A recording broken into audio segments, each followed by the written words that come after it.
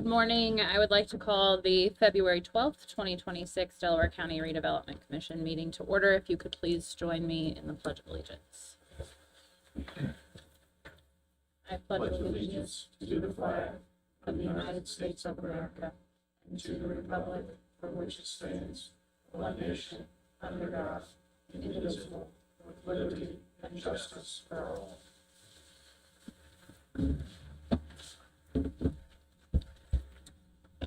Roll call, please, Gina. Mr. Kiesling. Present. Commissioner Brand. Here. Commissioner Henry. Here. Mr. Adams. Here. Mr. Wiggerly. Here. Ms. Green. Here. This time I'll take a motion to approve the minutes from the January 8th, 2026 meeting. Motion to approve. Second. Okay, roll call, please. Mr. Kiesling. Yes. Commissioner Brand. Yes. Commissioner Henry. Yes. Mr. Wiggerly. Yes. Ms. Green. Yes.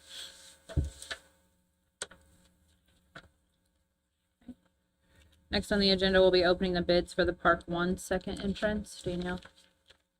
Okay, the first one is E&B Paving, 13551 West County Road 550 South in Delville.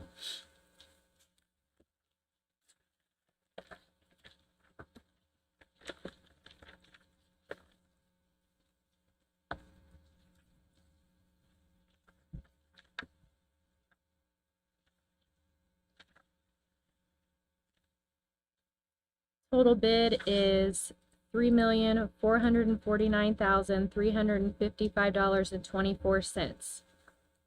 $3,449,355.24.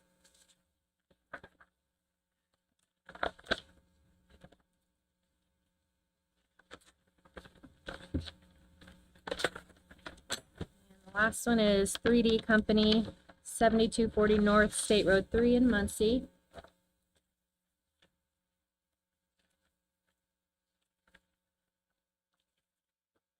Total bid is $2,747,000.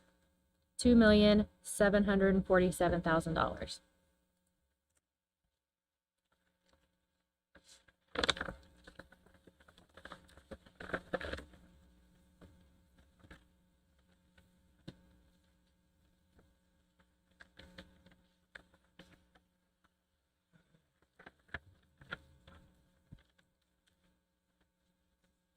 You want to make a motion to take them under advisement?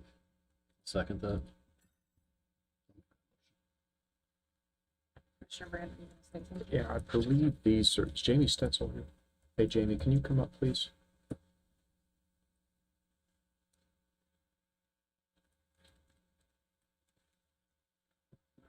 Good morning, Jamie Stutzel, American Structure Point Designer. These, the 3D bid is under the original estimate, isn't it? I believe it is, yes. Yeah. Okay.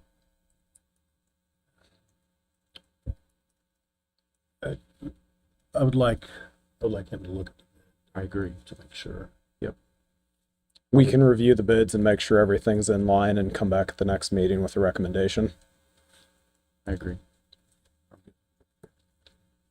Motion and a second. Can you call roll, please? Mr. Kiesling. Yes. Commissioner Brand. Yes, Commissioner Henry. Yes. Mr. Wiggerly. Yes. Ms. Green. Yes. thank you.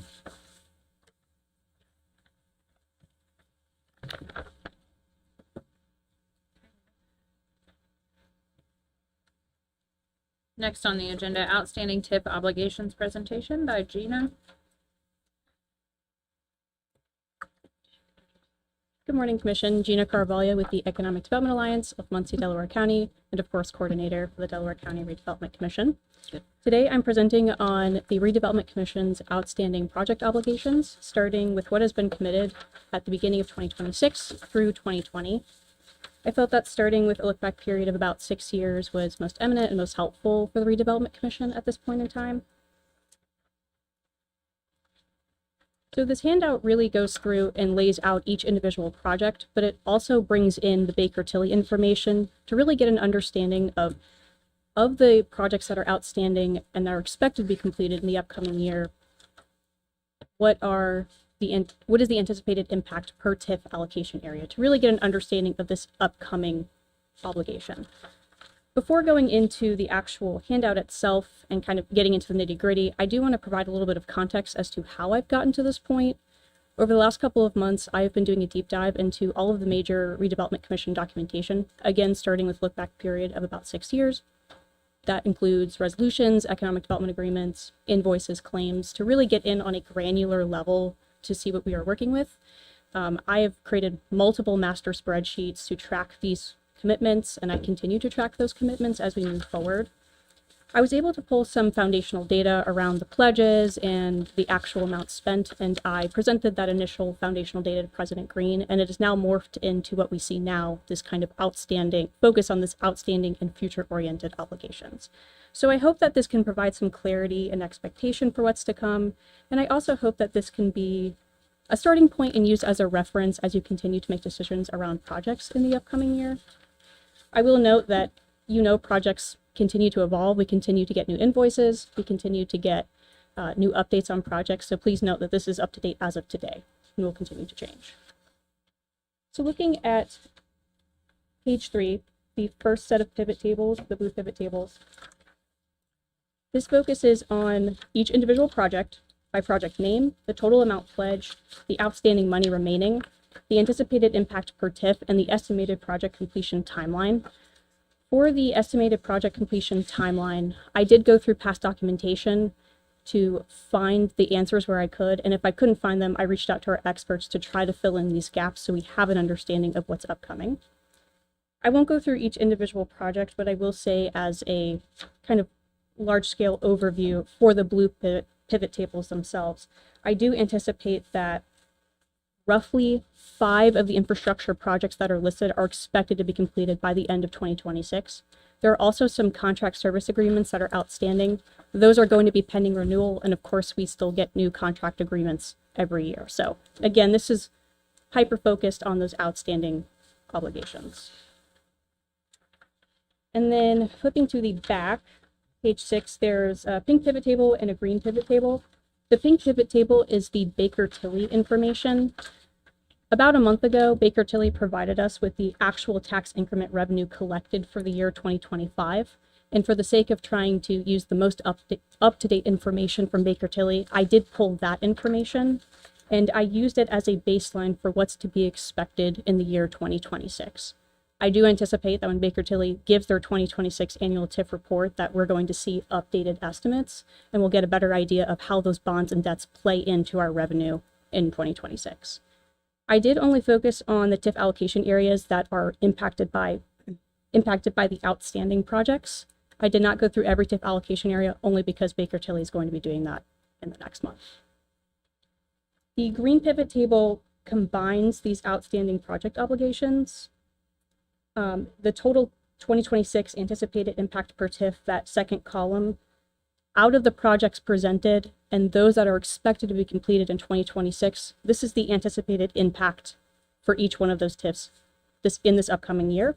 I also bring in that Baker Tilly information in the following columns, and I also reference the actual total amount as of January 2026 for each of those individual allocation areas. So again, it's pulling the expected amount for this year.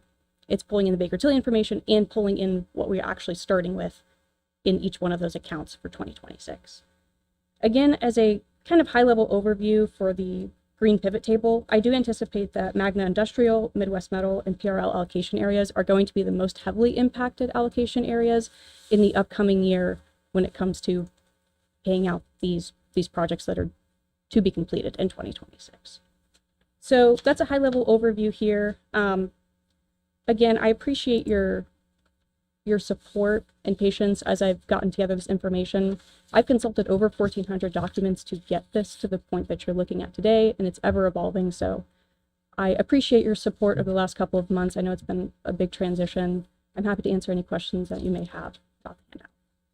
Could this potentially become a working document that we have access to, so when you're updating it, we can see it digitally in real time? I think because it changes so frequently, I think it would be best if I could give an update every so often to you all rather than having access to all of the documents simply because it's constantly changing. I don't necessarily mean having access to all of the documents. Okay. I just mean, can this be a digital document that we can see as you update in real time? Like in read-only status. I don't think. Yeah, I don't want to edit it. We don't want to That's, edit. That's totally your job, Okay. but I would like to be able to see it. I will have to figure out the easiest way to do that. Okay. I'm open to continuing to have that conversation. I want to make sure you have this information. I So think it can be shared as a Google Doc. Possibly. Hey, this is outstanding work. I'm impressed.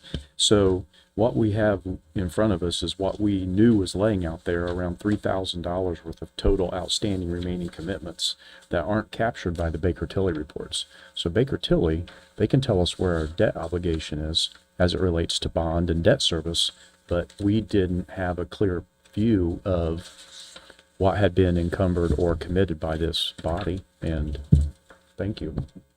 Thank you. Any other questions? Is that all you have, Gina? Thank you.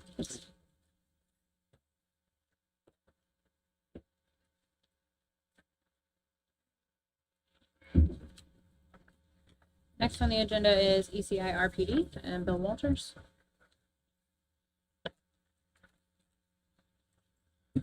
Good morning, Commission. We'll be wearing a couple different hats today. I passed out some information to you. First up is the ECI Economic Development Alliance. As you know, this was one set up, I think 4 years ago. We were given $250,000 by your board. We report annually of what we spend on that money and where we direct it at, mostly on international affairs, but some local stuff as well. So that is your first top sheet that I handed out there. To go through these, Vercelli is the one that we lured in here. It's got the office at the Innovation Connector, the cylinder trying to go through. The office spaces here. They're running out, trying to gather up more business. Going there, you can see we spent about $1,600, almost $1,700 there. Vitechnic, we had the ribbon cutting in February, open. Since then, they've increased another line. They're up to 4 lines. We started with 1 shift, filled the second. They are now going to the 3rd shift. We are still looking at expansion. Their contracts with Toyota are very high. Very good contracts. We're looking at 50 to 60,000 square feet. Hopefully we'll be having that conversation with the 2 partners here in the very near future. I know Fabrizio is here and wants to have that conversation initial while he's here on this month that he's here. Select USA was the big one in the middle. You know that we go to Select USA, have been for the last 6 or 7 years on the foreign direct investment. There we spent right at $11,000. We had 23 meetings, 13 of them which were good meetings afterwards. We had one of the out of the 13, we had 5 good ones that we are currently working. One of them was here last October. We did a 4-day tour. He is due back anytime. Problem being with what went down, national administration. He is a German nationality and having a little trouble getting through the embassy right now. So as soon as he completes that, he's coming back, and we're starting to look for locations for him to set up in, building space-wise to lease and get started. Colorflex was another one that we finished up in 25. That was from Italy. That is the Element deal. They're on 8th Street. They are totally set up in there, operating kind of like, if you remember how we did Filtrex, it always starts out with distribution, and then we go bringing in the manufacturing machines. The distribution is up and setting. The conversations as far as expanding that, his lease is up in 2027 and wants to go to a bigger building so they can start bringing in machines. It'll be a slow process, just like Vitech. 1 machine at a time. We'll be up to 5 or 6 machines before you know it. But that is the next step. We will move to a larger building, get their first line of production up in the U.S. Everything is out of Canada. It was moved out. They did close out. We had documents. I presented that to you, I think, in an earlier meeting. So everything in the Canadian facility has been completely shut down. It is a U.S. North American headquarters now in Delaware County. Bridgebox, that is the Jordanian gentleman I spoke about.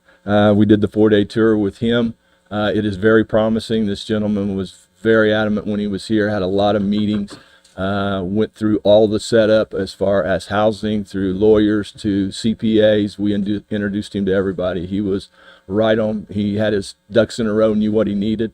He also had some very big meetings in California, Florida, and Atlanta. It is a biometric sanitizer over all these things. People go in, doorknobs and all that. It's ultraviolet, kills 99.9% of the germs. Just trying to make an environment where public is more and more feasible. It's his own invention. It is totally patented. He's got it, and he's getting a very well reception over there. So we look forward to his visit when he gets back. Hopefully we can find him a building or build a facility here in Delaware County. He likes Delaware County. He likes the proximity and the way he can get his product out quickly through the different areas. So this is promising. No guarantees, but it is very promising. Reimbursement for the hours, that's overtime for meetings and stuff that went on throughout the whole entire year. As you know, some of these come in and we work Saturday and Sunday, some late days and deal, even though we work Monday through Friday. This has always been something that's been there if we take care of them during the weekend. Sometimes that's their schedule. We tailor our needs to their schedule. So as you can see, for a total of 2025, we spent $20,651.77 out of that bucket of money. Currently, we had one event that was attended, but we had 4 community tours that went down. Last year was strange due to the change in administration. Everything kind of got on hold, even with Select USA, the tariffs. Nobody knew what to do and weren't sure, so the little things got mixed up. I think that turmoil in that year is over. Everybody's more getting a solid foot underneath of them now. We know where we are nationally and which ones to go after. I've had several conversations with the commissioners over the target areas that they want to address on foreign direct investment. I've worked with Tracy. We pulled in a couple of other research deals and looking at more information at shows so we can get a better bang for our buck. In other words, get in more meetings with more people that are actually looking to headquarter in the U.S., but in different fields than we normally have. Defense, biometrics, a lot of other different areas that we haven't once looked into now. The commissioners are interested in looking in, and we're going down that vein. That would leave us, out of that bucket that we got 4 years ago, a total current balance at the end of 2026, $105,878.96. So on the Alliance part, if you'd have any questions, I would answer those now on just that right there if you have any, before I switch and go to another gear. So Bill, when you say community tour, that they're more or less looking at manufacturing facilities or office space? Yes, we did a tour. This one here, it's not just the 4 days on this one, why I say it's so serious. We were looking at lawyers, CPAs, housing, banks. We ran in through the complete mill. Had a tour with Muncie Power Products, had a tour with Midwest Metals. This gentleman is very interested. We showed him the areas that where he would need to sublet or have a partner as far as a vendor to make certain parts for his invention in his manufacturing area. So he was looking local for the suppliers here that could supply him those parts so he wouldn't have to go outside of the area that far. So that's why it took 4 days to go through the tour. Any other questions on that one? That's the Alliance. I'll switch to ECI RPD. As you see, I passed out a deal on the agency and congressional meeting notes. We just returned last week, me, Michelle, and Jacob Thomas from DC. We had a 2-day event out there. We were on the Hill and in congressional offices, both. We started out at agencies. I won't read every detail, but we were in the Department of Transportation, the EDA, and the USDA. These were very good meetings. Department of Transportation, we are currently working the SS4A grant, just about done. Matter of fact, we adopt on 19th of this month, which then in turn allows us to apply for the NOFO on the $2 billion of funding to help commissioners in all 4 counties kind of offset some of the road costs. If there was something we identified in that SS4A that can be done through the federal government, it's at 80-20. So if there was a bad intersection, a U-turn, a bridge, whatever it is that was identified by that data as a high area of incident, we are allowed to apply and maybe take some of that burden off of the commissioners in those 4 counties. So we will be continuing with that just as soon as we adopt that on the 19th. We will go into the SS4A dollar side of it and try to get money for implementation.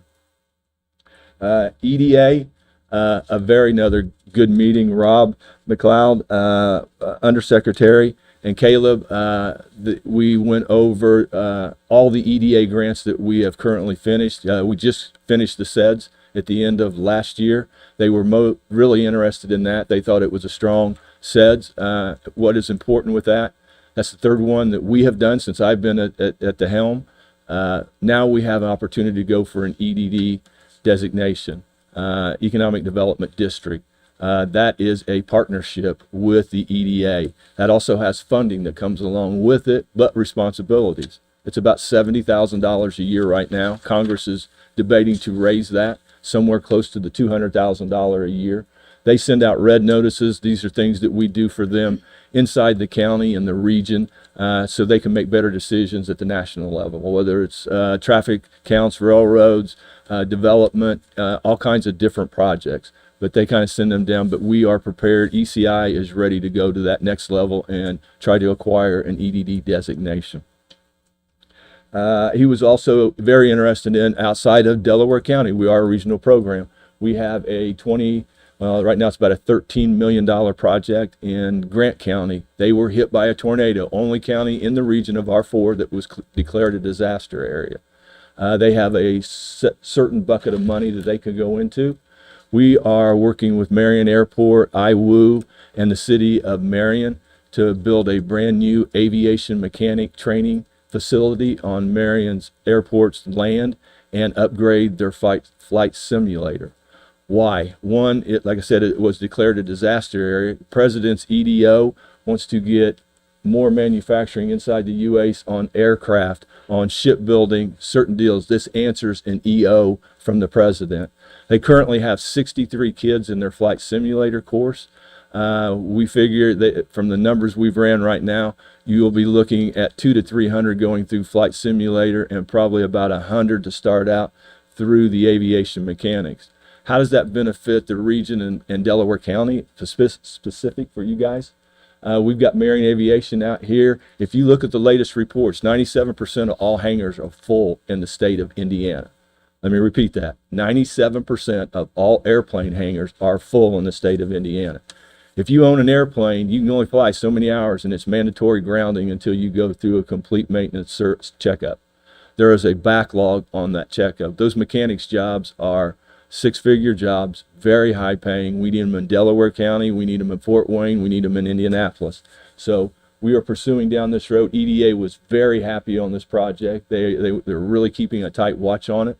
Our project manager in Chicago, we are well ahead of anybody else in Indiana as far as having all of our information gathered, getting ready to submit. This is in part working with the Washington staff, getting everything up in front of EDA so they know what we're doing here on the local level. So that one was really good. USDA, just a quick summary on that. You guys know from my some of my last presentations, we've had 6 grants from them, almost totaling $700,000. This is for business entrepreneurs and people looking to get into business. They have to go to Indianapolis or Fort Wayne. They don't have to. We can do it right here. We have Ted Baker in the Innovation Connector. We have SBA. And we have Ball State University. We have everything that they need to try and foster their business and make sure they're headed in the right direction.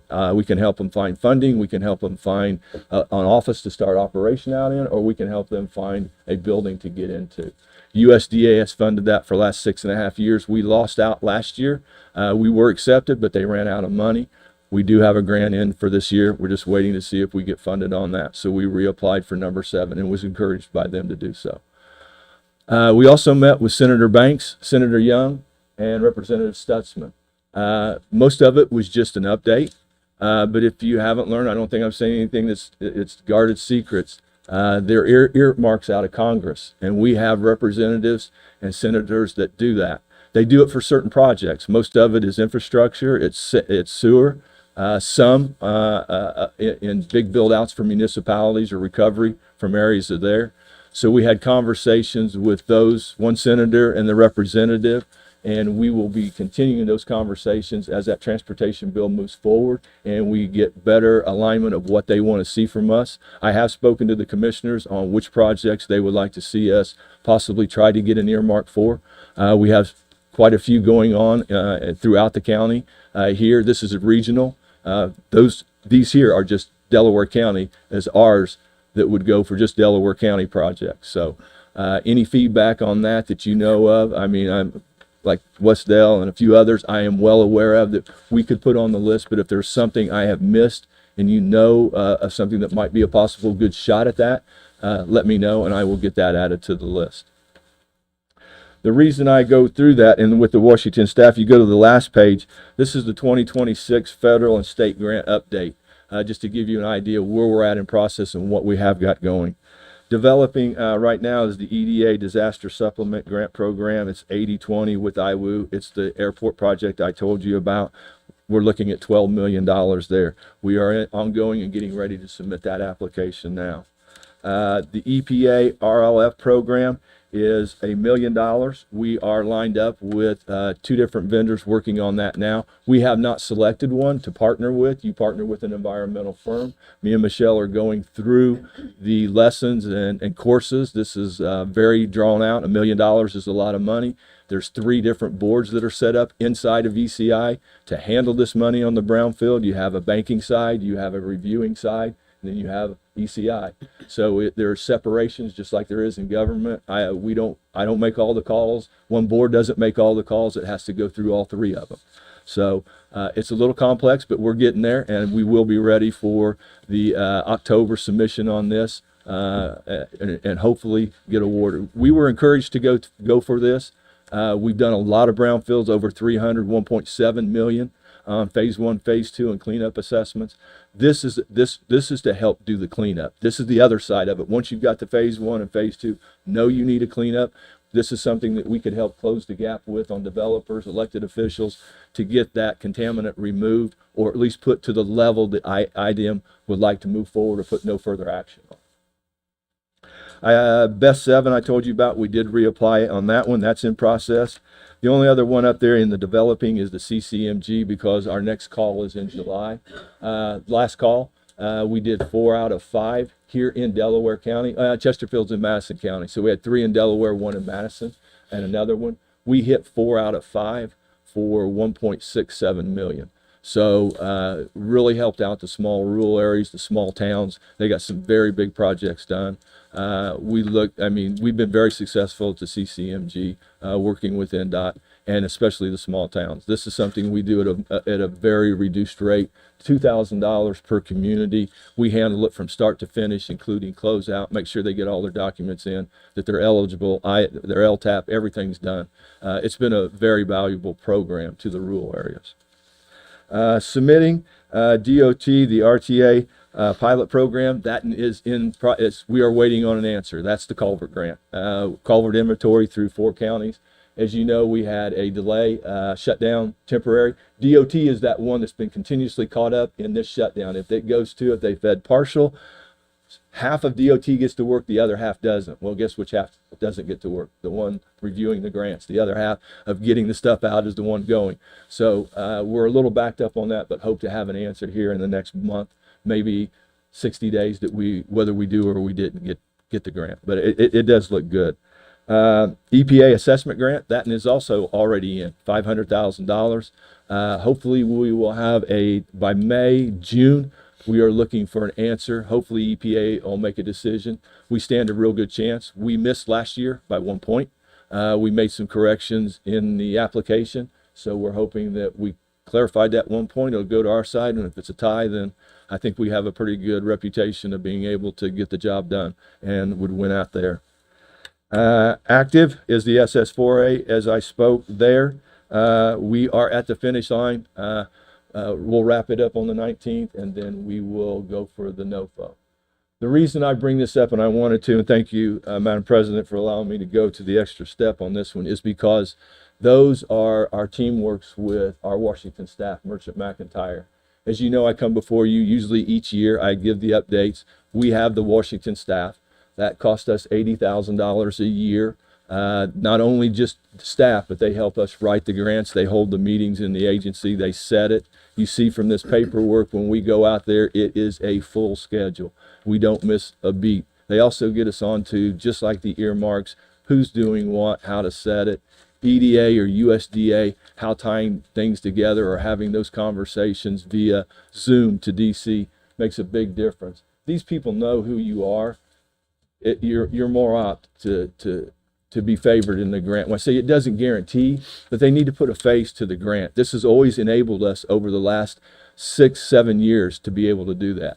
That's why we've been so successful in the federal grants. I will say, so deals, all disclosure on, we did not land or put a grant on the board in 2025. Why? Because of the national transition and switch over and everything being delayed. It's the first time in the 6 years that we have worked with this program that I have not been able to put one up there from the federal side. State side, still going good, but the federal was a nightmare this year. And when I say that, just the changing of dates up and down in the process. So we would like to continue. I'd like to ask maybe if the board still feels that way, would like to continue with Merchant McIntyre, because if it does, I will reach out for another 1-year contract. If not, then I need to reel in what we have paid for in DC and get it back in our files, where if we're going in a different direction, then so be it. We're proprietary, we pay for that information, and I just need time to make that adjustment. But in my recommendation, it would be very well worth its while. And I think the last 8 years have proven that on the federal side, to continue this program. Because that number I give you of 16 to 1 and 25 to 1 as an ROI, that money is included in those figures. So I want to just basically, everything Bill's saying is correct, but that group knows people in Washington, right? I mean, it is what it is.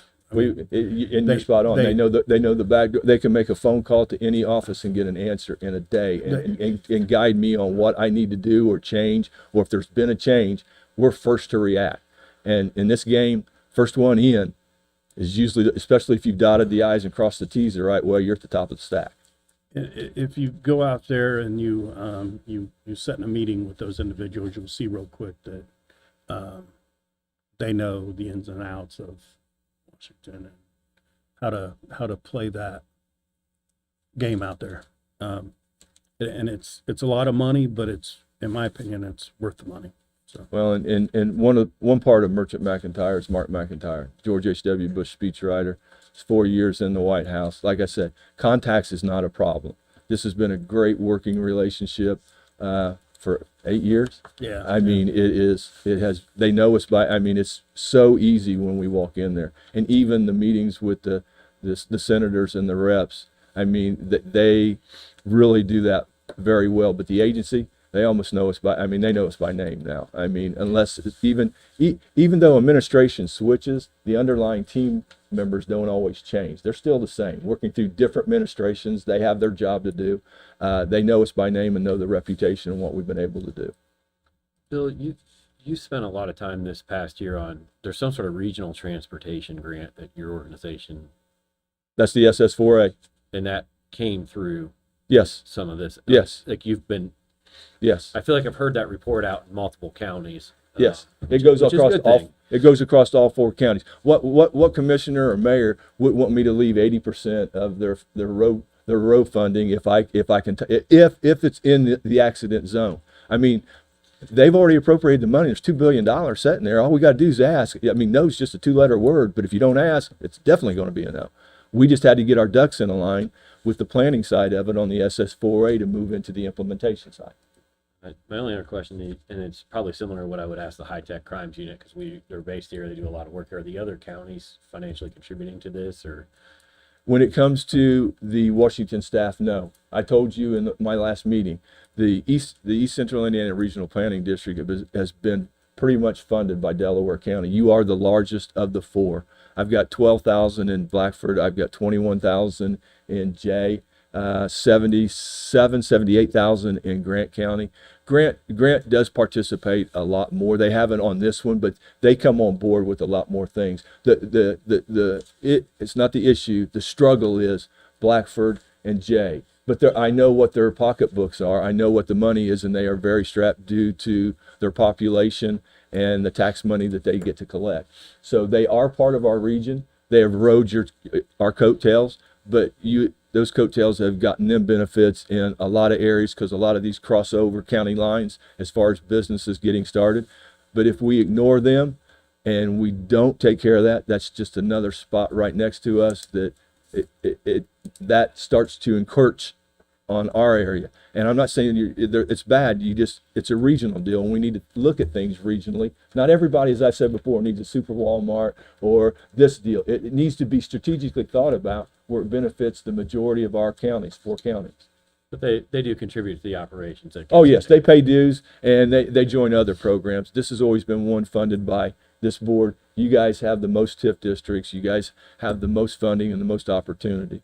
Remember, we have never raised the per capita since 2009, 30 cents. Everybody else is up around that 75 to over $1. I have not come to you because we've always used the backside of the grants we were able to get in this windfall to take care of that, take care of our staff and all. We don't hoard money. We just had our quarterly meeting. We finished the year with $200,000 in the bank. That doesn't even cover my payroll for this year. I mean, I have over $300,000 payroll. So that means there's more grants coming in. I know what's coming in. I've got backsided grants and admission fees that will take care of the staff because every dime that we take in goes right back out the door. I don't have any other questions. Were you making a motion that we move forward? Or? Yeah, I would. I'll second. Can you clarify your motion, please? I make a motion that have you got a contract yet from them? I do not have one. I was here just to make sure you want. I will obtain a contract if you want to. I know it is set at the same rate at $80,000 for another year. I guess I'd be in favor of a contract. Yeah. I'll make that motion. How's that? Second. I'll get a contract together and come back and present it to you in your March meeting. Is that all right? Roll Okay. call. Mr. Kiss, Yes. Commissioner Brand, Yes. Commissioner Henry, Yes. Mr. Wiggerly, Yes. Ms. Green. Yes. Okay, last one. I guess switch gears again. Town of Delville, Bill Walders, president. You gentlemen, this board holds a piece of property out in Heartland Business Center. It is 8.33 acres. It is along the interstate. It sits behind the Shell building. It sits east of the interstate down there. We have a gentleman in town, Alejandro Gonzalez. It is Ace Carports. They are currently residing in Newcastle, Henry County. He has come over. He has asked me. We have showed him several properties in Delville behind the Shell building, the area back there where ABC is. We showed him the southwest side of it, I-69 Interstate Furniture Store that over there. There's 30 acres over there. We showed him some areas there. We went down 67 all the way to past 750. We've looked on both sides of 67. Alejandro has been pretty adamant with me and Dylan, and he likes some of the property we've seen, but his first like is the 8.33 acres. This is your property. I don't have any say so there. So my intention here today is to tell you I have a person that is interested in that property. He has a $1.5 to $2 million development. It is a steel manufacturing facility, carports and garages. It has 15 to 20 jobs that will go along with it. My only request is to you guys on this is if you have an interest to sell this.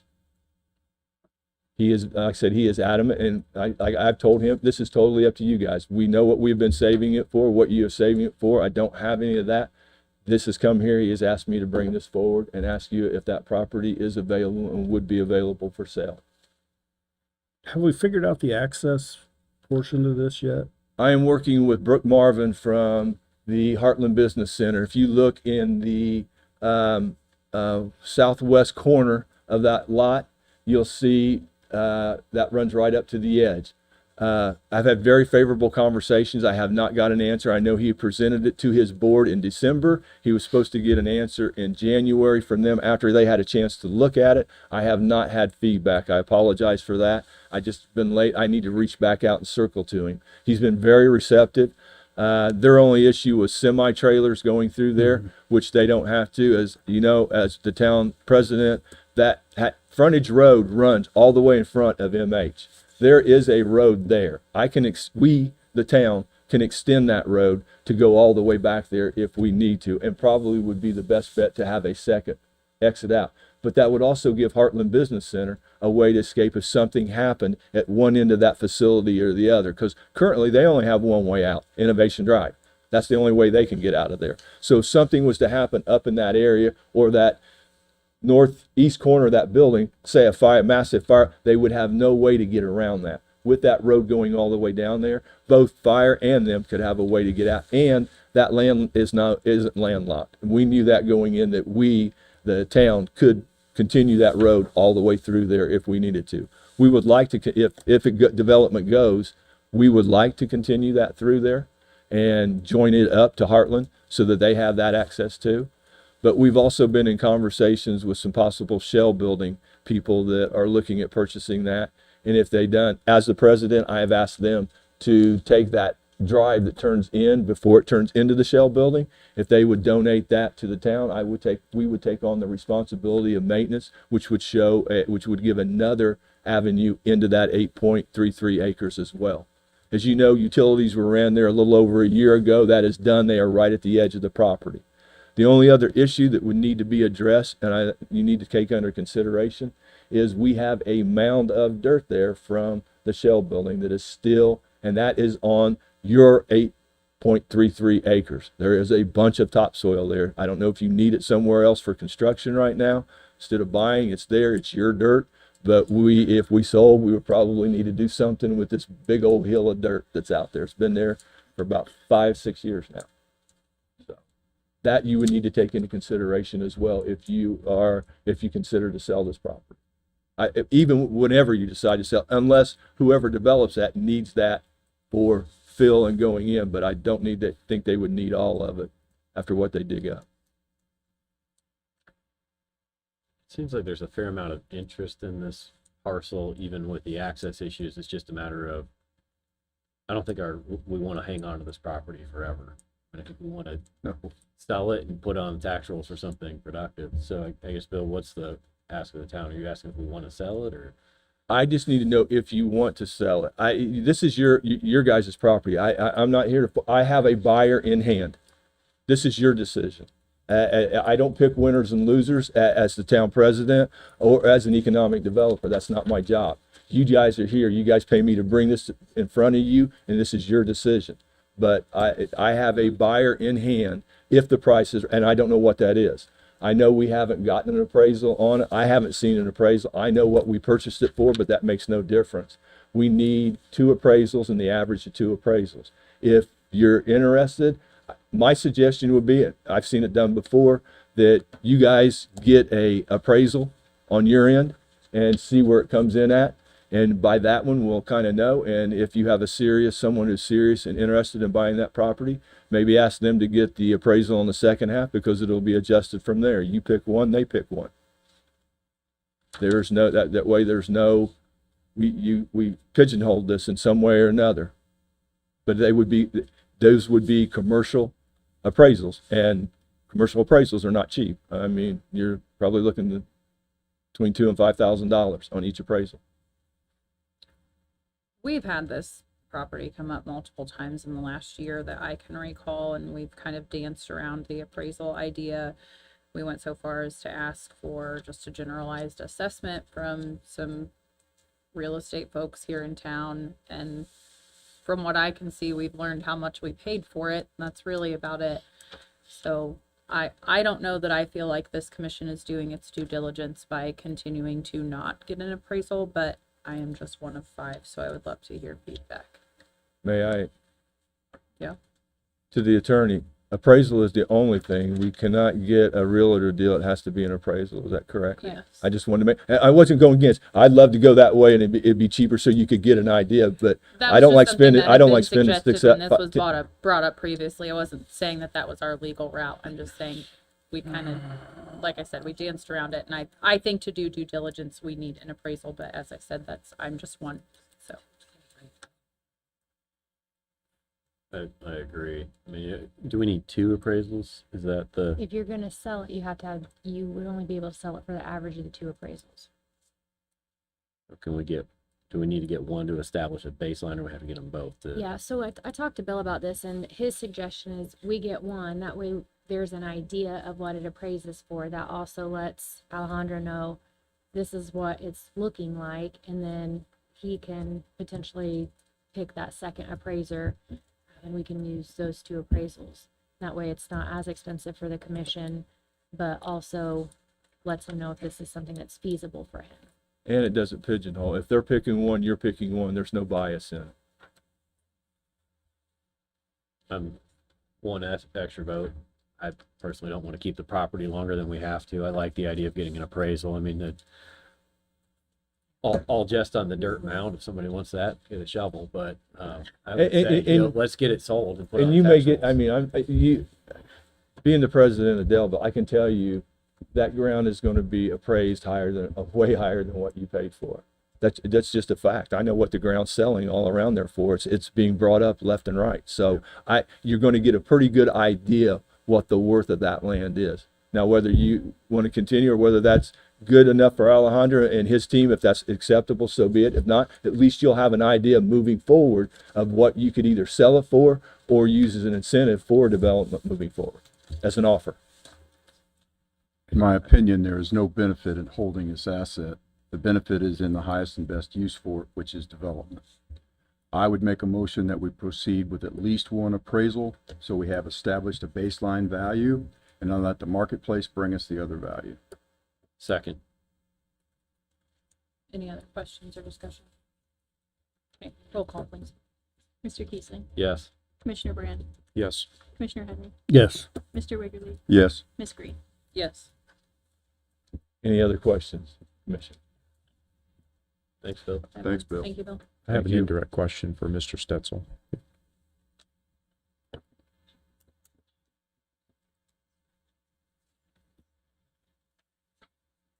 Is there a need to bring soil in for the second entrance at Park 1332? Do you have a shovel? No, I don't believe there is a need I to bring didn't recall soil in seeing for it. it. I believe we're cutting into the hill fairly significantly to get the grades to work, so no. Okay, thank you.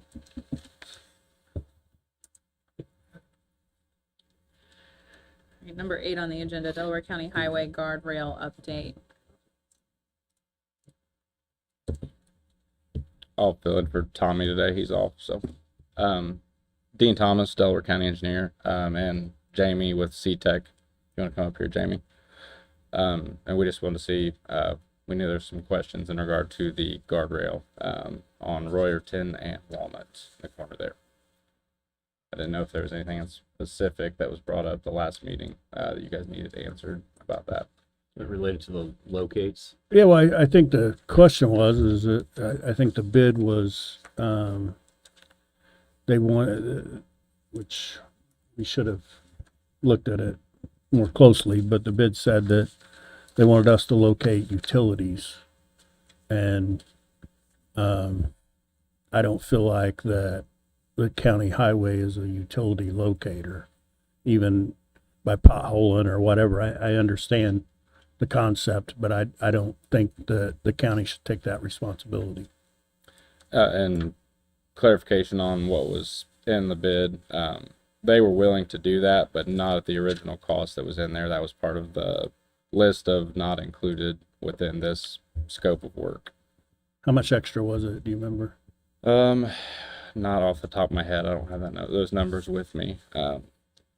Jamie might. But the issue was that was to find a few locations. The possible issue is that once you locate that line, it's too close to where the post would be driven. And then because of that issue, you would either have to scrap the project or pothole each individual post, which would be significantly more than just locating them. Wasn't there also something about longer posts if we had to move further out of the, Yes, which are Away also from an right away. additional cost, and they included some because there were a few locations we knew about, but we did not anticipate the whole run needing to be in a different location. Was the main issue. so what's your recommendation, Dean? Honestly, at this point, my recommendation is to postpone it and re-advertise it at a different point, taking into account what we know with the utilities. Because I don't think that we can fairly move what we have and keep basically our contractor. They're going to want more money, or we're going to want to do it differently. And I think the way we bid it out, I don't know if that's fair to all the other entities. So I think just better scope of work and re-advertise at a later date is my recommendation. So Danielle, in order to do that, I believe we approved resolution 2025-018 last year for $49,800. We would have to make a motion and vote to rescind that resolution, correct? Correct.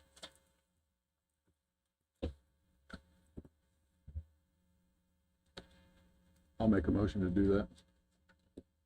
Second. Roll call, please. Mr. Geisling, Yes.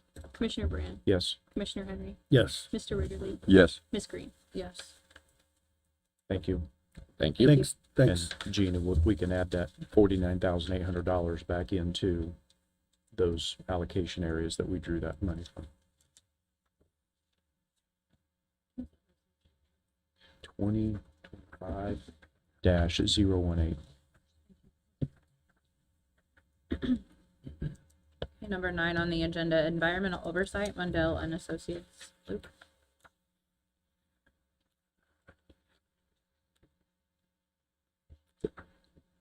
Good morning. My name is Luke Johnstone, a senior project engineer with Mundell and Associates, and with me is Graham Mustard, a staff scientist. We're a consulting firm based out of Indianapolis. We've partnered with you now since about 2020.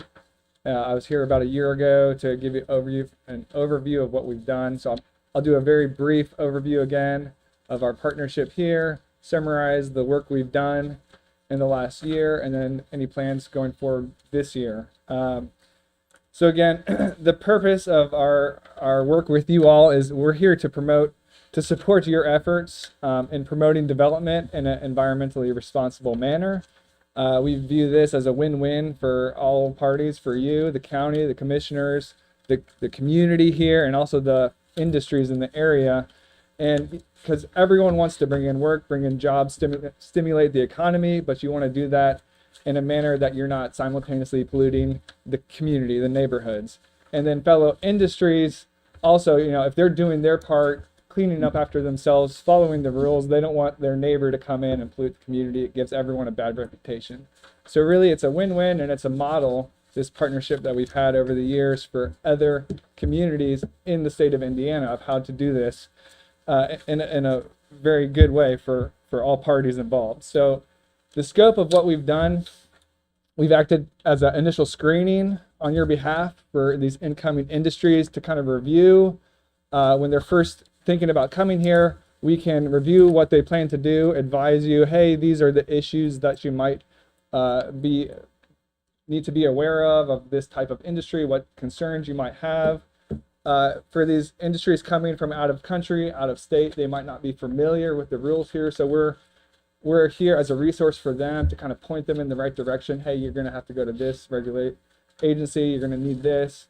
During their permitting process, we also review it, make sure they're dotting their T's, crossing their I's, increases the transparency in their permitting process. We can report back to you, hey, they're doing a good job. They're doing things right.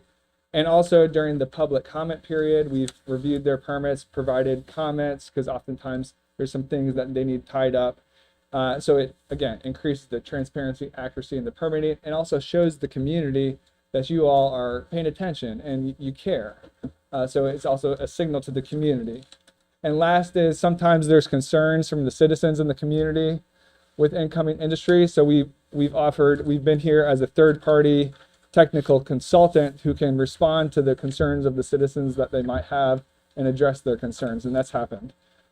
So just real briefly, just highlighting 2 projects that we worked on in this regard with you all, with CanPack, and we've done initial screenings for several incoming industries, but CanPack was one where we did that initial screening, reported back to you, hey, these are the things you need to be aware of. And then during the permitting process, we provided feedback, comments, they've added things to their permit, commented during the public period. And again, making sure their T's were crossed, it increased the transparency in the permitting process. We reported back to you, and they're doing a good job. They're good players. There's good housekeeping, and it also signaled to the community, because there were some concerns, but it signaled to them that you're paying attention.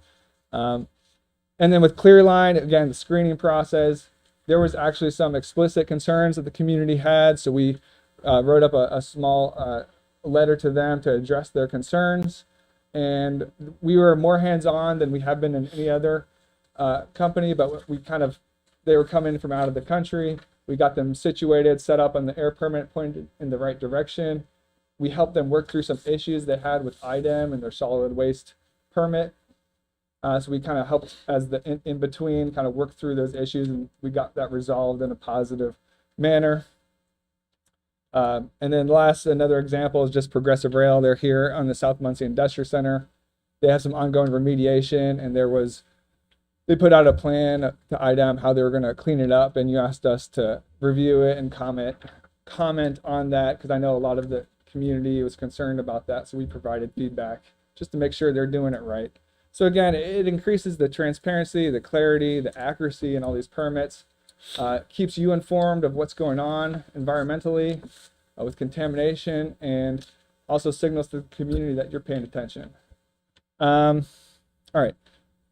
The other thing, and I just have one slide. I updated you a year ago, but so I'll kind of move through this quick, but it was a large portion of what we worked with you from 2020 to about 2023. And it's kind of spawned some of the work that we're still doing. But it was this South Muncie Industrial Center, Phase 1, Phase 2. Again, it was in response to concerns of the citizens in the community. We know there's contamination inside of that area, and there's ongoing remediation. So, IDEM's working through that. But the concern of the community was, is there any contamination that's leaking out into the community that's not being accounted for, hasn't been found out? So we were engaged, in response to this concern. During the Phase 1, we took stock of the entire industrial center, all of the history. We went through all the historical activity, and we basically documented, okay, these are the concerns. If there's going to be contamination in the community that hasn't been identified, we identified 10 spots, and these are the 10 locations you want to look first. So then in the Phase 2, we went out and executed a lot of those samplings, and we did a follow-up investigation to kind of follow up. And the upshot is there was no evidence. We didn't find any evidence of area-wide contamination outside of the industrial center, leaching out.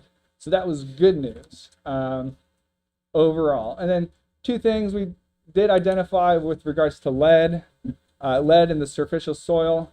We didn't find any area-wide contamination way above screening levels, but it was elevated in comparison to what you might find in a cornfield, and it was elevated in comparison to any historical industrial city, like what you might find in Chicago or across the country. So it's the reality of cities across the country, and so we just recommended, hey, it's good to provide some educational material to the community on steps they can do to how to reduce their exposure to this lead in the superficial soil. And then the other thing was we did some private testing on residential wells in the area, and we found kind of sporadic hits of lead in their water. So we did a follow-up investigation, because the question is there a lead groundwater plume in the area, or what's the source of this lead? Well, our follow-up testing and looking at the recent scientific research in the last 10 years found that it's not groundwater lead plume. Actually, there's a growing awareness of increased lead levels in private residential wells in comparison to city water. Why is that? Well, the cities know that we have lead pipes everywhere, so they treat the water to help reduce the leaching of the lead, and they test it. The private residential wells, there's no one checking their water, and there's no one enforcing treatment of their water. And there's lead often in their pumps and their well casings that were installed back in the 60s, 70s, 80s. There might be lead in their pipes in their homes. So there's a growing awareness that they're at risk, so to speak. So we've, again, recommended providing educational material to the community there. And the upshot of that is we developed this ArcGIS story map website, which has all that educational material, has the links to our report. We got that out there, and that's still up online and available. Okay, so that's kind of a summary of what we've done. Part of that too was just recognizing there still is remediation going on, contamination in the South Muncie Industrial Center. So just keep an eye on it, making sure people are following up with it. And there is one property that's undeveloped that has a undocumented landfill, but we found no evidence that it's leaching out. But as long as it stays undeveloped, at least there's no further concern there. Anyways, so spawning from that, there's one site in particular in the South Muncie Industrial Center, former Exide Garfield. Now they've had ongoing hazardous waste leaks and remediation. And so you asked us in 2023 to kind of, hey, what's the status of that? Report back to us. So we've had a series of memos summarizing what's going on there. And the upshot is, and this is what we've done in the last year too. So transitioning to our current work. With Garfield and Exide, we've been keeping track on the situation there. There's been ongoing hazardous waste leaks. They need to do some groundwater monitoring, and they've been slow to respond in many cases to items requests for cleaning this up. So much so that twice now you all have asked us to help draft a letter that you sent to the IDEM commissioner to say, hey, we're aware of the ongoing issues and the lack of response, the slow response. Is there anything we can do to help the situation? The last letter was sent in June of last year. And a lot has happened in the last 4 months. So it all has kind of come to head, and I'm here to provide an update. And we have a memo summarizing this update here, and it's in front of you. But in summary, they've had these ongoing issues. Now they operate with a solid waste, hazardous waste permit, a RCRA permit, and it's due for renewal in April of 2026. So they submitted a renewal application, and in December, IDEM issued a notice of deficiency and said, hey, you're missing several documents in this renewal application. And also you need to clean up this hazardous waste leaks that you've had, that you haven't been cleaning up. And also you need to do groundwater monitoring. And if you find anything, you need to develop a corrective action plan. So that was in December. Simultaneously, IDEM's commissioner sent an order in October and said, hey, we are issuing this order. You need to clean up these leaks. You need to do the groundwater monitoring, and you need to address the other violations that we've seen. So there's the order and the notice of deficiency. And what's clear that those have been issued. What's not clear is that what's going to happen in April of 26 if these matters aren't resolved beforehand. So we did reach out to IDEM, and at this point they're working through the legal matters between the two parties to figure this out. So that's where we are at this point. Is it's to be determined what's going to happen in April, and they're working through the legal matters, but they haven't been addressed as of this past week even. That's the update on Garfield. We'll keep an eye on that for you, just keep you updated, but at this point it's kind of waiting to see what happens in April. that's the big update. The last thing here, and then I'm done. But just this past year, we wrapped up our oversight of another facility you asked us to look at. It was a SRM cement distribution center over in Yorktown. That started in 2023, and your primary concerns were dust. Is this going to be a dust industry that has a lot of dust, creates a lot of dust in the area, right? The cement comes in on the railroad, it enters the hopper, and then gets loaded into the semi trucks. So you have a lot of semi trucks, a lot of rail cars coming in. And so we talked with them several times in 2023, 2024, said, hey, tell us about your operations. They described it. It seemed like there was going to be good house cleaning, good controls. But we were like, hey, it sounds like you're going to need an air permit, which is fine. So, but and they're like, okay, yeah, we'll look into that. We'll look into that. So several months went by, and we were like, hey, what's the status of the air permit? And there was no response, no response, no response. So finally in November of 24, we sent a little more formal letter, and we were like, hey, what's the status of the air permit? It looks like you probably need one. And they were like, oh, well, we haven't submitted anything to IDEM. So they did, and they ended up needing a permit, and so that was issued in spring of last year. But really, this is a good example of the win-win situation here. I really don't believe they were acting in ill will. It was just their engineers do these facilities all over the country, and they weren't familiar with the regulations and rules here. And it wasn't much effort on our end to just point it out to them.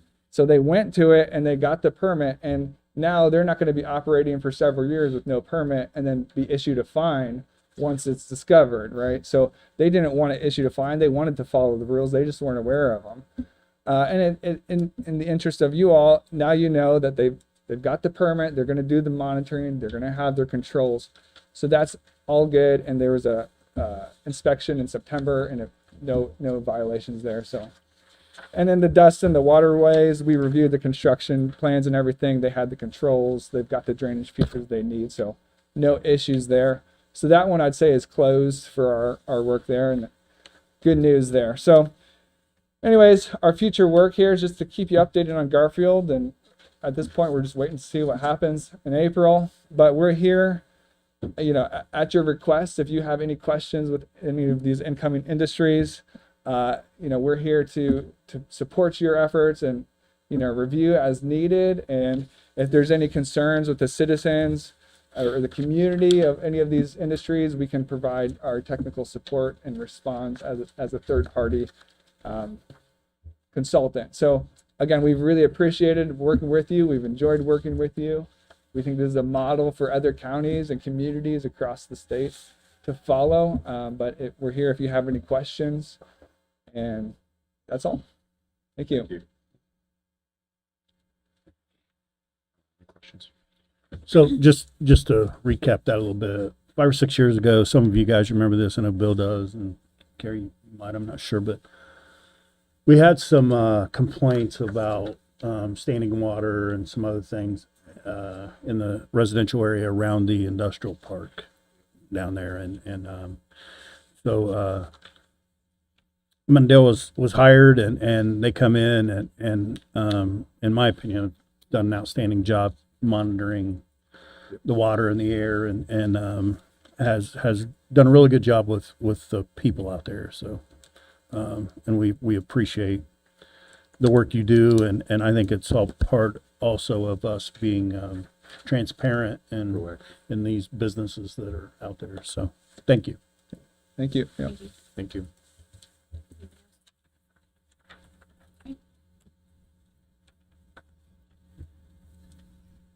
Moving on in the agenda, number 10 is the Muncie Power Products Economic Development Agreement update. Morning, everyone. Rex Millspaul, Director of Operations, Muncie Power. I have Jason Shin, he's our corporate controller. Kathy White, retired in January, so we'll be doing the reporting going forward. Current state, we have 82 full-time employees, 2 part-time employees. Average hourly rate for those full-time employees is $30 to $92 an hour. Construction agreement, we entered a construction agreement with Pridemark back in fourth quarter 2024 to have an $11.5 million addition added to the building. It's 89,000 square feet roughly. That project started in early 2025. We've experienced several delays. They had to lift the pad and compact the pad, and we had a wet spring. So it's been quite delayed, but we've also had some steel fabrication issues. But currently we have spent roughly 6.9 million on the project. The project is due to be completed in July of this year. Once the project is completed, we will be moving our manufacturing plant from Fairmount, Indiana to the Yorktown site. It's a fabrication and weld shop. It employs roughly 70 to 80 employees at any given time. Once we move those in there, we will also move their assets. There's roughly $4.2 million in capital assets in that building. We also have an approved capital budget of $3.6 million to add infrastructure improvements and new machinery.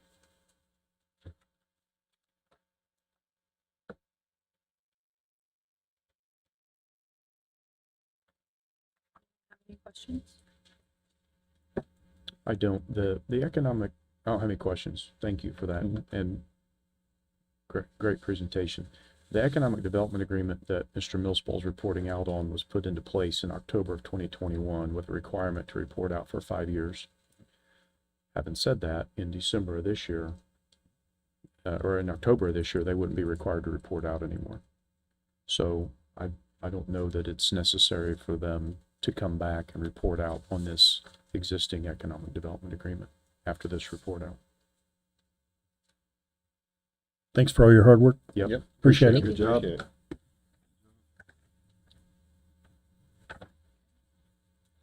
Number 11 on the agenda, gas and sidewalk parcels. Danielle. Okay, these are, I think we've got 3 statement of the basis for just compensation. I'll list each one of those.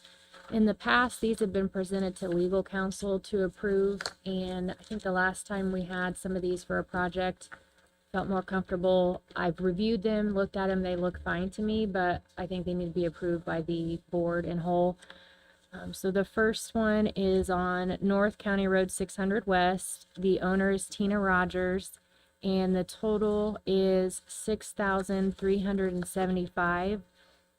Page 2 outlines how they come to that amount, and I would say it's probably best to do a motion on each one individually. Does anyone have questions on that one? And we would be making a motion to approve this payment amount and authorizing President Green to sign these. Correct. On behalf of the board, right? I'll make that motion. Second. Sorry, man. You can have the next one, Carrie. Roll call, please. Hey, Mr. thanks. Keesling, Yes. Commissioner Brand, Yes. Commissioner Henry, Yes. Mr. Wrigley, Yes. Ms. Green. Yes. Okay, the next one, also on North County Road 600 West. Owner is David Burgess. This one is only $250. Make a motion to approve the $250 and authorize President Green to sign. Sure, let's second it. Roll call, please. Mr. Keesling, Yes. Commissioner Brand, Yes. Commissioner Henry, Yeah. Mr. Wrigley, Yes. Ms. Green. Yes. Okay, parcel number 3 on North County Road 600 West. The owner is an LLC called Lampert One, and the total on this one is $1,425. So moved. Second. Roll call, please. Mr. Keesling, Yes. Commissioner Brand, Yes. Commissioner Henry, Yes. Mr. Wrigley, Yes. Ms. Green. Yes.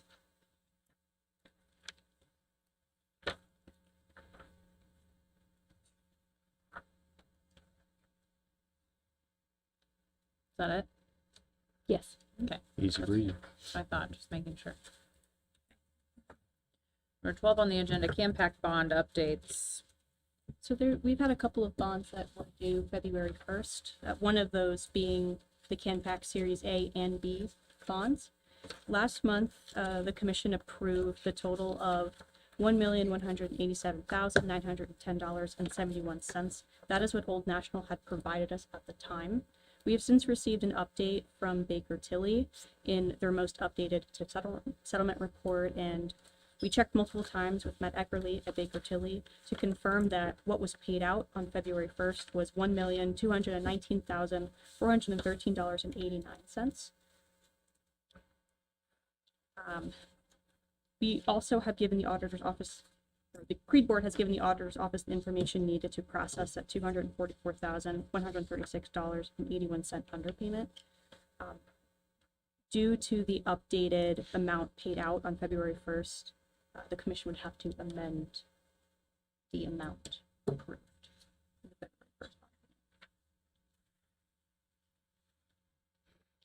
document. Was any reason given for the differential of the two amounts? Was it interest or?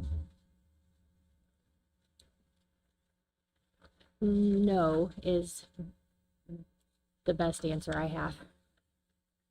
Thank you. I believe, Mr. Wiggerly, it's a difference between the forecast and the actual property tax amounts that were paid and collected. That could be, sure. So there are two kinds of forecasts, lucky and wrong, and this one was wrong. Yeah. Thank you. Yes, That sir. makes sense. You need a motion to amend? And just to be clear, we're only amending the differential between the two amounts, not the full 1 point. Just We had originally approving this approved amount. 1 This is million. what had to be paid. It's Right. just different than what we thought it was going to be last month. So we just want a confirmation that this amount is approved, even though it's retroactive because we've already had to submit it. I understand. So, Gina, can you restate the amount that we approved last time? 1,100,000 and $1,187,910.71. and the new amount is $1,219,413.89. And what we are authorizing would be the difference between those two amounts. Correct? Okay. Not the full 1.29 million. Correct.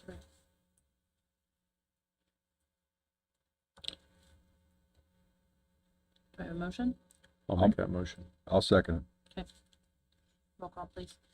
Mr. Kiesling, Yes. Commissioner Brand, Yes. Commissioner Henry, Yes. Mr. Wiggerly, Yes. Ms. Green. Yes. Number 13 on the agenda, Old National Enrollment Form. So this Old National Enrollment Form came from, as you know, CAMPAC has been quite complex as we were figuring out the underpayments and what is actually due February 1st. This Old National Enrollment Form would allow Baker Tilly to receive bond statements from Old National directly moving forward. That is not just for CAMPAC, but all of the Old National bonds. If it is the wish of the commission to approve this, it would be the auditor's office responsibility to fill out this information on behalf of the county. How do they receive them now? They work with the auditor's office to receive those statements. This would just allow Baker Tilly to work directly with Old National. And this year they did provide an updated settlement report going through all of the bonds Baker Tilly did, which was very helpful for us. So I think So it streamlines work with the auditor's office then? You guys know anything about that? Okay. This is part of the corrective action from the issue that we had recently. You want a motion to approve? Yeah, I would. I'll make that motion. Second. roll call, please. Mr. Kiesling, Yes. Commissioner Brand, Yes. Commissioner Henry, Yes. Mr. Wiggerly, Yes. Ms. Green. Yes. Next on the agenda, Municipal Capital Finance Payment Correction. This doesn't require any action from the commission, but just an update.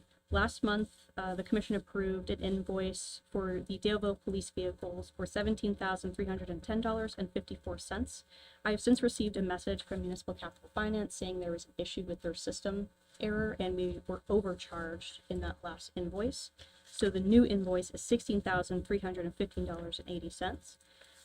I have already began working with Municipal Capital Finance as well as the auditor's office to make sure that refund or that credited amount of $994.74 goes back to the Daleville tip that it was paid out of. Thank you. Thank you. We need to approve that. It's just an FYI. Moving on to tabled business in the agenda, 15A is 911 radio replacement request. Do I have a motion to remove that from the table? Motion to remove. Second.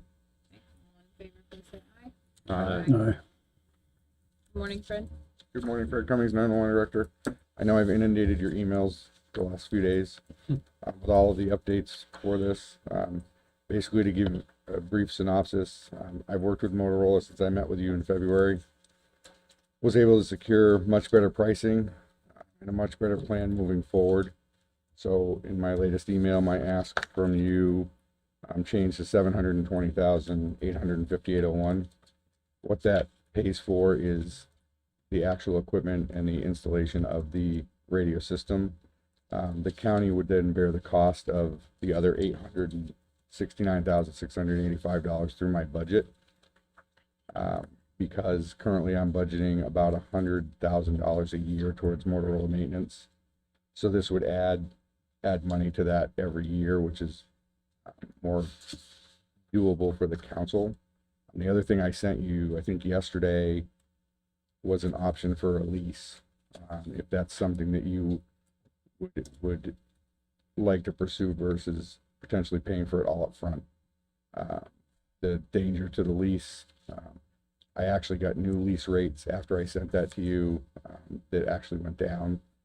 The 7-year option is $123,000 and change, but the danger to that is over 7 years, you pay about $145,000 in interest. When I figured it out yesterday. So my ask is changed to fund the initial investment in the radio equipment. And as you can see on the quote that I sent you, it was broken out. It's called system integration, but that's the engineering cost, as I was requested to get. I have a quick question. Thank you, first of all, for your hard work on this. I know this is pretty intense. If the county were to option for a lease, who owns the equipment at the end of the lease? We own the equipment at the beginning. It's what's called a municipal lease. So the leasee, which would be us, owns the equipment from the beginning. Okay.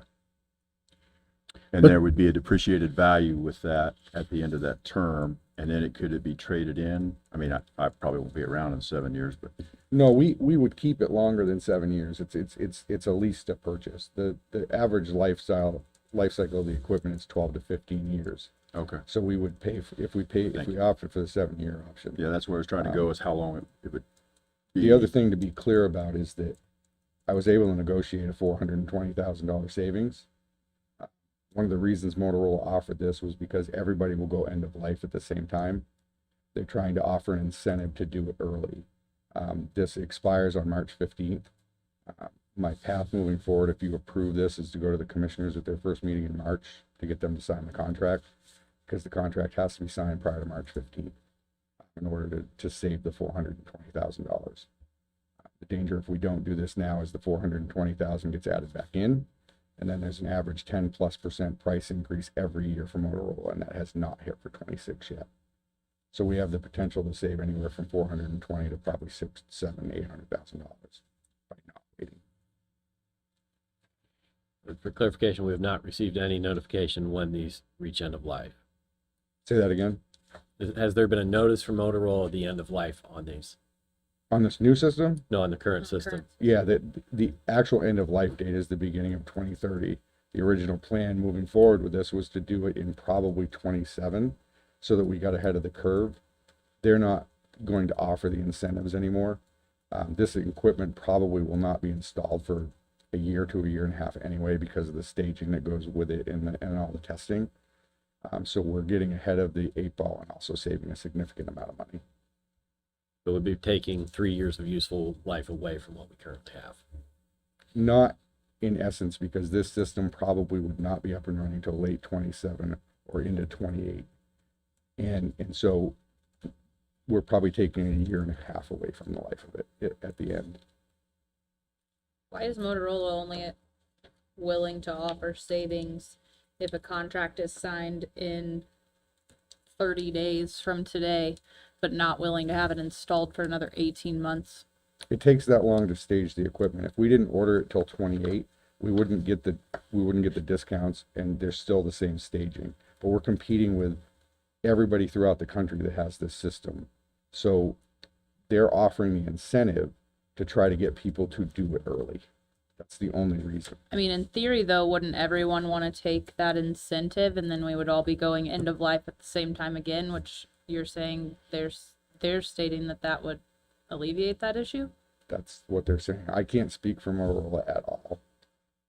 Motorola's logic isn't making sense to me. Well, it goes back to Motorola has controlled the state bids, so we can't really do anything about it anyway. And this has not gone back to the county council for any sort of, I have spoken to some of the counselors actually, because part of my plan with this, if you fund this, is that my budget is going to have to take the other 800 and some odd $1,000 over the next 6 years after this goes live.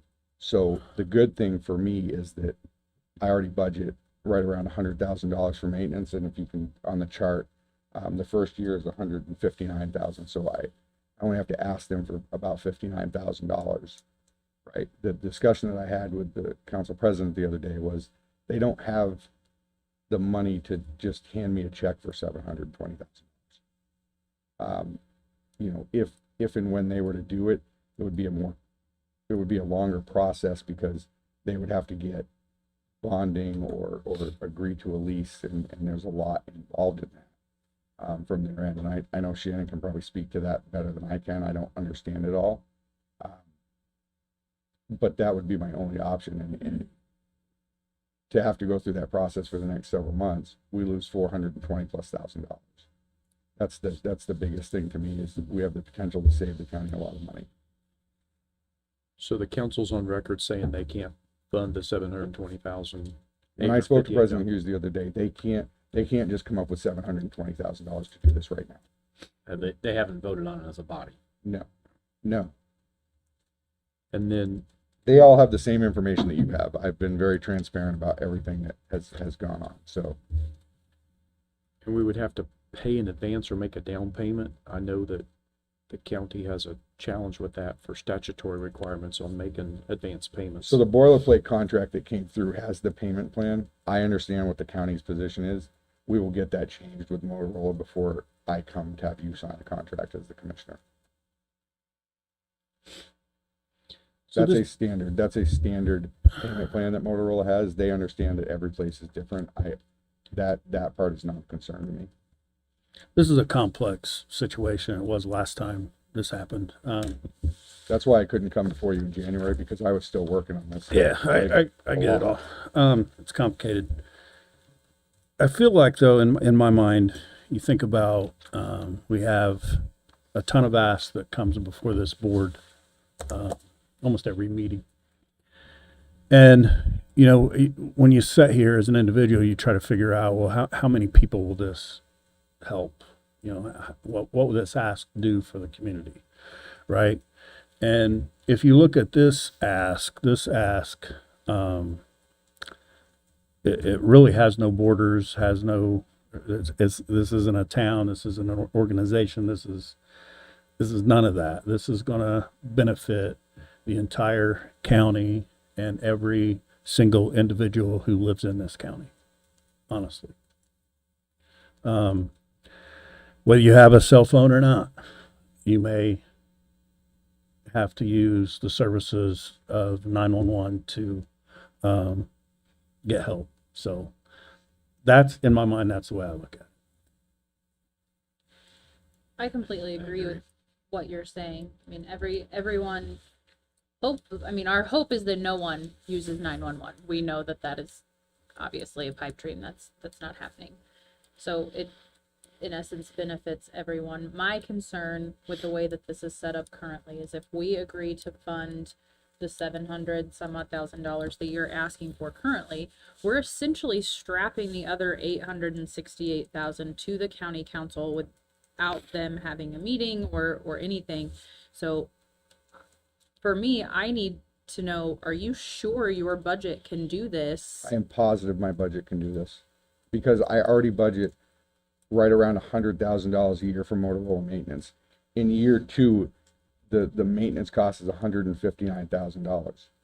I know that I can get $59,000 added to my budget for a contract such as this, because I also have the initial upfront cost. If you approve this, approved. It's a benefit to the council as well, right? If I were to go to the council next year and tell them I need $159,000, a bunch of red flags are going to go up, right? The good thing is I have $100,000 built into my budget already every year because of this contract. Because the last time that this was done, and I know Commissioner Henry remembers this, they didn't originally break out what the equipment costs were and what the costs were for the maintenance. What they ended up doing in the end was exactly what I'm doing now, and that's why I'm doing it. Because I figured out that what they did last time is they paid for the equipment up front, right? And then I believe it was taken out of edit. I don't know that 100%. And then they broke out this maintenance like it's broken out now, because that was the only way that it was feasible. And from my perspective moving forward, that's the only way that it's feasible. My original ask for you was $2 million, right? I knew that that wasn't practical, but I had to ask for an amount to at least start with. Okay. Now we're at the point where I was able to negotiate discounts and get this broken out to something that was more feasible for moving forward. There's no doubt in my mind, I can't speak for the council, but there's no doubt in my mind that it's a lot more palatable to them when I come to them in year 2 of this project and say I need $59,000 extra to fund the maintenance for this, because they're already funding $100,000 of it. So versus going to them and saying I need the $720,000 plus I need another $800 and some thousand spread out over a period of whatever the time period is. The biggest thing for me is getting the equipment paid for, because I'm not worried about the other part. It's conceivable if this body elects to proceed, we could pull from all TIFs, could participate in funding, correct? Since Probably. it benefits the entire county. I don't think all, there's percentages we could take out of each one. So my challenge is, and I agree with everything Commissioner Henry said on it serves the entire county, is we're appointed by different bodies. I've spoken with a couple of county council members who have, I would say very strongly, would like their chance to vote on it and look at it before this body moves ahead. And so my motion is to send this to county council. And wait. And you do understand that we're going to lose $420,000 because of that. I also understand that there's a projection that this is going to go end of life in 2030. And I also understand that means we're going to forfeit at least 3 years of useful life. And the pricing summary that we have, just to clarify, in email, in the body of your email, you said March 15th, but the pricing summary says March 27th. That's when the equipment would be shipped. That's what it says. Either way, if it's March 15th or March 27th, this current body here and county council and county commissioners all meet before that date. So I'm on the agenda for the county council meeting. The problem is you don't have another meeting. We could have a special meeting. We can have a special meeting. I mean, I have a couple of comments. So one way or the other, the county has to pay for this. I agree with Commissioner Henry. We have to figure out how to pay for it. I want to make sure that everybody understands that any monies unspent from the budget the prior year get carried back over into the general fund. And historically, that number looks like it's $300,000 to $550,000. From 2025 into 2026, that number is about $2.5 million. Why that happened, there's a lot of good reasons. The forecasts were wrong, as I said earlier. There were a significant number of cost savings that were implemented last year, and I would like to see the county council consider that money that was carried over to help fund some of this. If they can't, then let's hear it and come back, and I'll support it. I would support it from this body. I turned in over $300,000, Yeah. so we had that conversation. Right. So, there is money. And then on top of that, the council smartly said for the 2026 budget, everybody's going to use their 2025 budget numbers, right? So there weren't very many increases in the budget for 2026. And simple math says there are going to be year-over-year savings, so that number is going to be even more. So I believe the council has money. If they don't, and they can convince me that they don't, I will support it from this body to pay that $720,858. And if we have to have a special meeting, let's do it. I would like to see the council have an opportunity and to say that if they can't fund the $728,5801, that they will commit to topping up to the $869,865. Fair enough. So you're willing to have a special meeting? If we have to. If we have to, but yeah. we meet again on March 12th. Our next meeting is March 12th. But we have to pay for this. And I agree, it touches My everyone. second question for the commissioners in the room. If they meet if this board meets March 12th and approves the money, depending on what the council says, can the commissioners have a special meeting to sign that contract before it goes away? Yeah, if we have a contract to look at, yeah. You have it in your, The contract that needs amended, just the payment terms need to be amended, Right. but that's it. Yeah. Okay. I would. I'm only one. Yeah, I'm good. We can do that. So do we need a motion that we're actually saying, hey, we want to see the county council? I think we put it back on the Just table. put it back on the table. Motion to table. We have a second. I'll second. Thank you. All in favor of putting back on the table, please say aye. Aye. Aye. Thank you. Thank you. Any opposed? I'm opposed to that, by the way. Oh, sorry. That's fine. So Thank am you. I.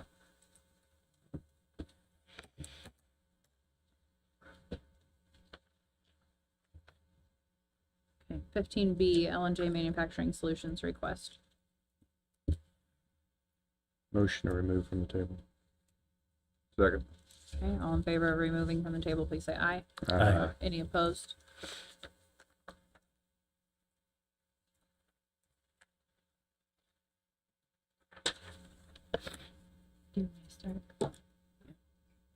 We have in your packet, there is a resolution, just 2026-002. And this is a resolution pledging the $290,851 for L&J Manufacturing Solutions. I have outlined we got updated numbers from Justin between the last meeting and this meeting. So 65,851 is for this fire suppression system, and it includes the second water line. 225,000 is the building expansion. We did, let's see here. We did also get out of this and go back. Do an accompanying economic development agreement. And we have language that this commission requested. It references the resolution, but it also has a clawback provision so that if they go out of business or they move their business out of county, if they were just to move in county, nothing happens. But if they take the business elsewhere within that 5-year period, then there's a clawback to get the pledge back from L&J. So I would do 2 separate motions if this board is ready to approve this project, but they're both in your packet.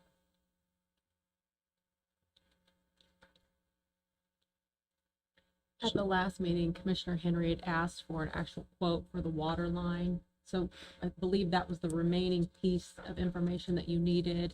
And Mr. Clausen did provide that. He had estimated at 20,000. That estimate came in at 18. So the total amount here is $290,851. We had talked about pulling it from the Morrison allocation area, which is in the Correct. EDA here, and that as of December 31st, that does have adequate funding.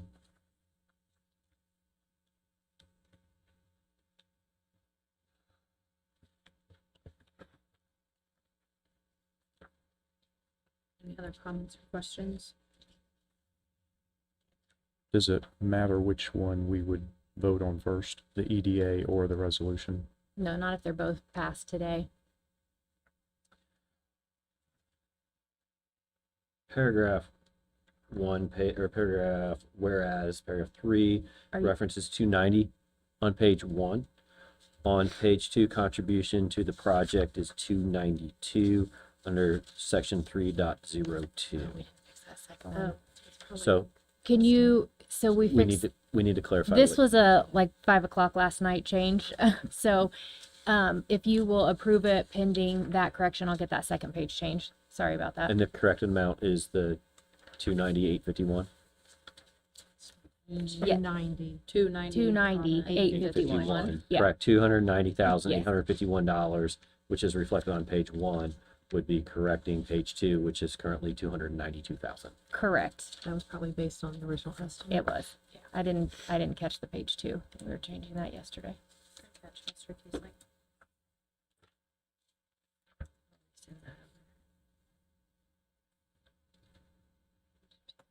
Did you make a motion?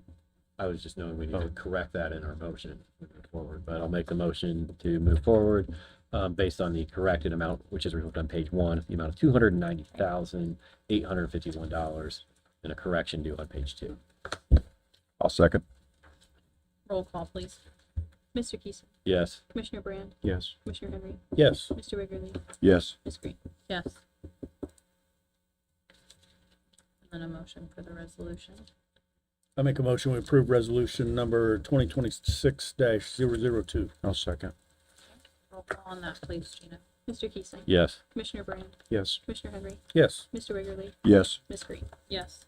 Congratulations. Thank you, guys. Go to Thank work. you. Thank you. Yeah, Thank get you. busy. Yeah. Have a good day. Thank you, you too. Next on the agenda is invoices. Do we have any questions on the invoices?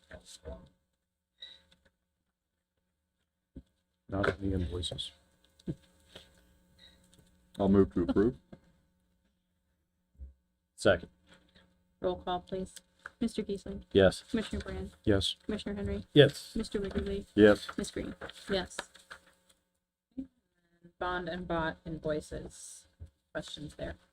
All of the bond and bot invoices listed, with the exception of the USI Public Official Bond, was paid out on February 1st.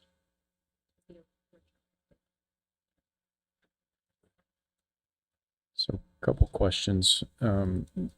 The third one down, the MERSIX bond, Old National Wealth Management, is 163,741.44.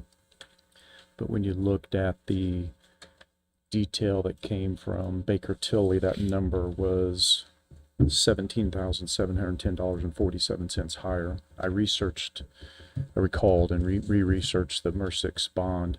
If there's a shortfall in those revenues, MERSIX is responsible for paying the difference. So if we approve this today, we're going to approve $163,741.44, and MERSIX will have to issue a check for $17,710.47. Correct. Okay. The next one down, Nebo Land Partners, have a similar issue there. We're going to approve $85,174.19, assuming, but the actual amount's $110,259.39. Same thing there, right?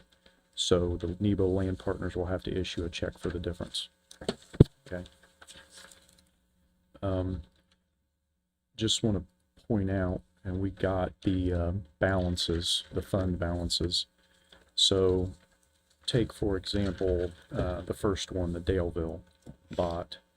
There are actually two there. The 4402 for the bond and the bot. Those two, 97,794.15 and 159,646.20. Those total up to $257,440.35. However, if you look at our fund balance right now, there's only $177,575.66 in that fund balance. So I don't know, it doesn't look like we have enough money in that Daleville fund to pay these two amounts. Remember that these were paid out on February 1st. They've already been paid. So this is, okay. So let me look at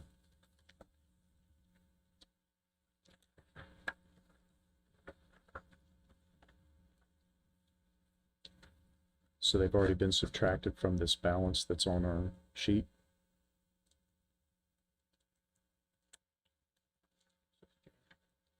Yeah, I wrote that on there because it's January 26th to December, so it's basically year to date, depending on when this was issued. January 26th, December. Okay. If everybody's comfortable, there are funds to cover them, and I had similar concerns on one of the others, where it was the Nebo Land Partners. Same thing. We were going to pay that we're going to pay the 85,174.19. Nebo Land Partners were going to write a check for the difference up to 110,259.39. But when you look at that fund balance, it's negative $160,398.46. We have a negative fund balance. 4516 Nebo Land Partners. Is that the one, and it's been a minute, that the developer has to pay the shortfall they have always been short? If I'm not mistaken. On the Nebo Land Partners? Yeah, that is one that, I mean, we'd have to go back to previous minutes, but my understanding is they have always had to issue payment. Pay something the developer's supposed to pay. I mean, this statement of cash position shows for 4516, the beginning balance was $85,174.19. Coincidentally, the same amount that we're potentially going to approve here today. And it shows year to date expenses of $245,572.65, thereby bringing the balance to a negative $160,398.46. I just want to caution everybody that I'm not clear on the fund balances. I usually am, but I'm not this time. Do you guys know anything about that?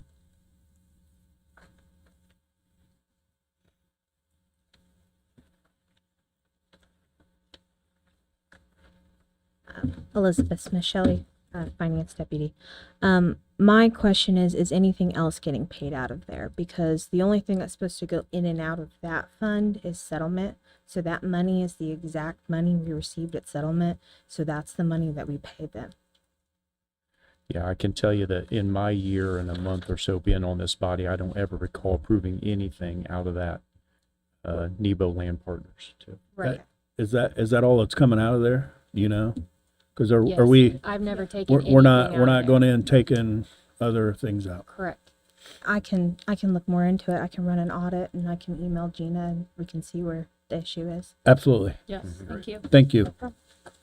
I would correct the motion or amend it to approve them pending the balances Adequate are funding, adequate. Yeah. What does that, before that motion is made, question, what does that mean since these were already paid and this is technically a retroactive motion the way that it stands? It's ceremonial. That's not the Good answer I was faith, looking for. maybe? I don't I'm know. looking for today. Well, we need to find out what's going on, and so, I say move forward like you said with the amendment to the motion. I think we have to start with the amendment to the motion, let us figure it out, and then we may have to come back with Yeah. Another something to amendment. clarify what you've just done. I'd make a motion to approve the bot and bond payments pending successful resolution of the discrepancies that have been discussed here. Second, Roll call, please. Mr. Kiesling. yes. Commissioner Brand. Yes. Commissioner Henry. Yes. Mr. Wiggerly. Yes. Ms. Green. Yes. Public comment, the only name signed up on the sign-up sheet is Mr. Rick Yenser. It doesn't say that. If you would like to read it. It says Yenser.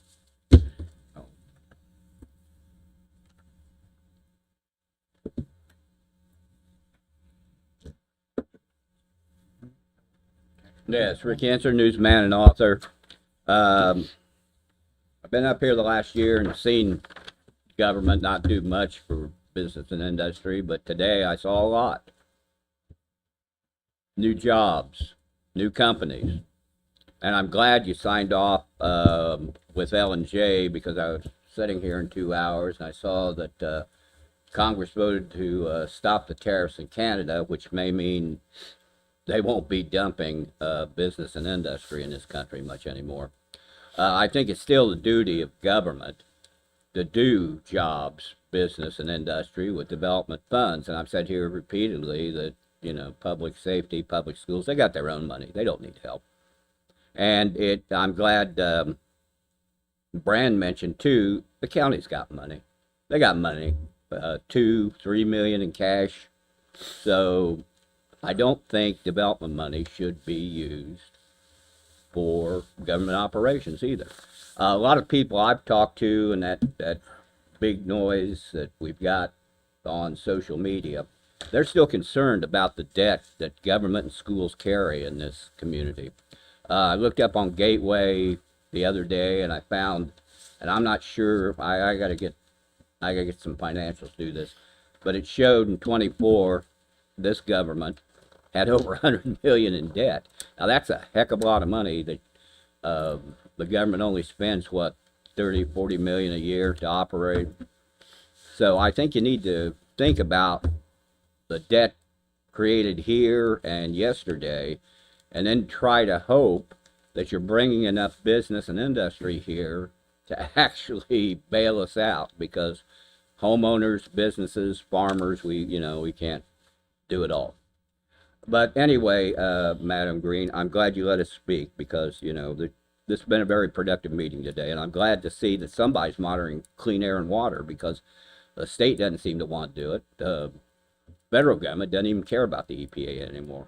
And there are still some issues out at Exide that need to be addressed, and people out there still are concerned about that, even though it's changed hands, but at least the state is on the job out there to make sure there's clean water. Thank you for your time. Thank you. Thank you. Any other public comment? Okay. Any comment from the commission? Motion to adjourn. Hang on. Yeah. He said no. So I want to make the commission aware, I received an email Wednesday at 10:42 a.m. from the town of Eaton, from Bridget DeWeese.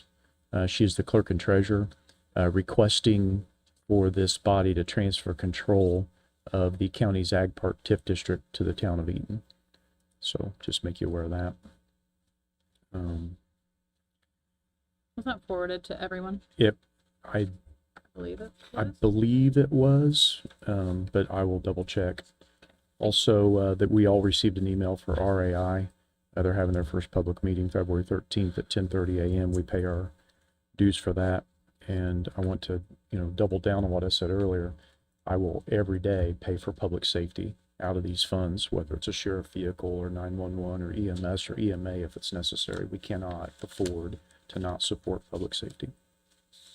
Also, the state ended up with a $300 million windfall where they were projecting a $1 billion deficit.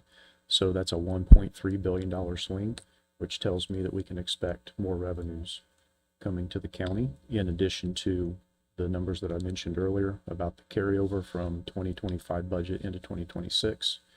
And if anybody paid attention to our first commissioner meeting, the first of this year, we had a finance committee meeting, and it was reported out that there was an $11 million balance in the county's general fund at that meeting. So they wanted to carry a $6 million. I understand we just received some revenues in December, so it's a little bit inflated, but I think the county council's a little more healthy than what we believed they were going to be. And it's great news. I'm not complaining. I'm bragging. I think it's great.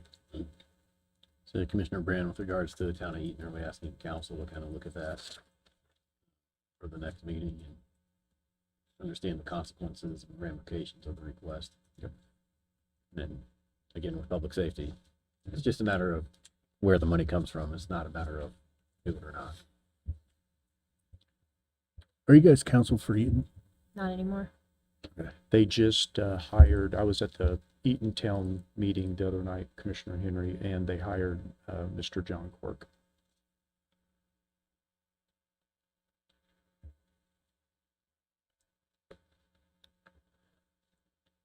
Any other comments or questions? Okay, now are you good with us adjourning? Maybe. Maybe. Okay, all in favor of meeting adjourned, please say aye. Aye. Aye. Any opposed? Okay, thank you. Have a good day.